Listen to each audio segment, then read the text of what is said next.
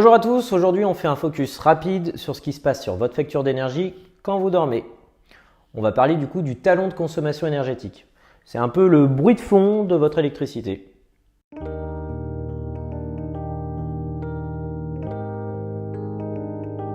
Donc le talon de consommation ou talon de charge, c'est la part d'électricité qui est consommée en permanence, même quand l'entreprise est inactive. La nuit, le week-end et les jours de fermeture par exemple. Sur votre courbe de charge, c'est ce plancher qui est constant et qui apparaît sous les pics d'activité. Tu vas pas m'aider là du coup là.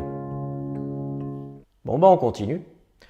Donc si vous consultez vos données Enedis ou celles de votre fournisseur, vous verrez que la courbe de votre consommation, elle descend jamais en dessous de zéro. Ce niveau minimal, c'est ce qu'on appelle le talon du coup. Il peut représenter jusqu'à 40% de la consommation totale d'un site industriel. Alors pour autant, ce n'est pas non plus une dépense totalement inutile. Ça concerne souvent des équipements qui sont laissés en veille, par exemple la ventilation, les pompes, les compresseurs, les groupes de froid, ou plus classiquement des ordinateurs qu'on a oublié d'éteindre. Donc pour beaucoup de ces choses, on peut les optimiser, mais pour certaines d'entre elles, il faudra bien que ça tourne, même en dehors des heures d'activité. Donc le résultat, c'est que un talon élevé, c'est une facture gonflée.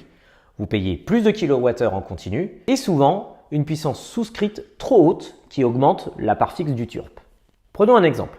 Une usine avec un talon de 40 kW à 12 centimes le kilowattheure va dépenser 21 000 € par an pour cette consommation minimale. Si elle arrive à l'optimiser à 75%, elle économisera près de 16 000 € par an. Combien? Ah ouais, ça peut faire cet effet. Pour mesurer votre talon de consommation, vous pouvez analyser avec les outils de suivi de consommation que vous avez de par votre fournisseur ou faire appel à un conseiller en gestion énergétique. Il faudra repérer les périodes creuses, de nuit, week-end et noter la puissance minimale stable, donc votre talon. Et en le multipliant par 8760 heures, c'est-à-dire une année, vous obtenez le volume annuel consommé inutilement.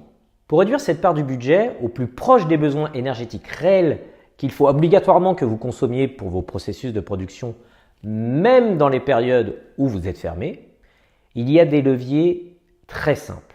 Programmer l'arrêt automatique des équipements non essentiels via une GTB, une GTC. Couper les veilles et éclairages inutiles. Je sais, on n'invente rien, mais tout de même. Installer des capteurs de présence ou des horloges programmables et bien évidemment ajuster la puissance souscrite à la réalité de votre activité. Le talon de consommation, c'est une mine d'économie cachée. Le mesurer, c'est comprendre où part votre énergie.